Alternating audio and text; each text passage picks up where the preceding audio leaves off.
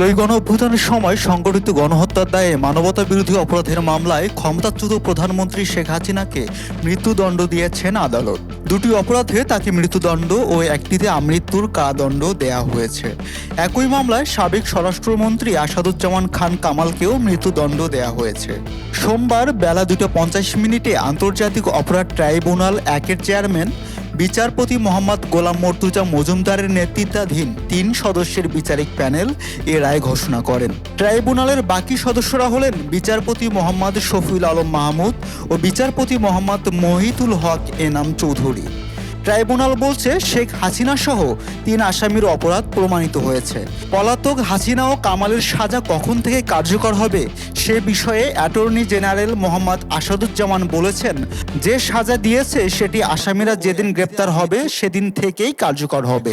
মামলায় 2 জন আসামিকে সর্বোচ্চ শাস্তি মৃত্যুদণ্ড দেওয়া হয়েছে, আর একজন রাজসাক্ষী হওয়ায় সার্বিক বিষয়ে বিবেচনা করে আদালত তাকে 5 বছরের কারাদণ্ড দিয়েছেন। আন্তর্জাতিক অপরাধ ট্রাইব্যুনালে শেখ হাসিনার মামলায় যুগান্তকারী রায় হয়েছে, যা প্রশান্তি আনবে ও বাংলাদেশে ন্যায় বিচার ও আইনের শাসনের জন্য মাইলফলক হয়ে থাকবে। সরকার শেখ হাসিনাকে ফেরাতে যত ধরনের পদক্ষেপ আছে তা নেবেন বলে আশা প্রকাশ করেন তিনি। গত বছরের 17 অক্টোবর পুনর্গঠিত ট্রাইব্যুনালের প্রথম বিচার কার্যক্রম অনুষ্ঠিত হয়।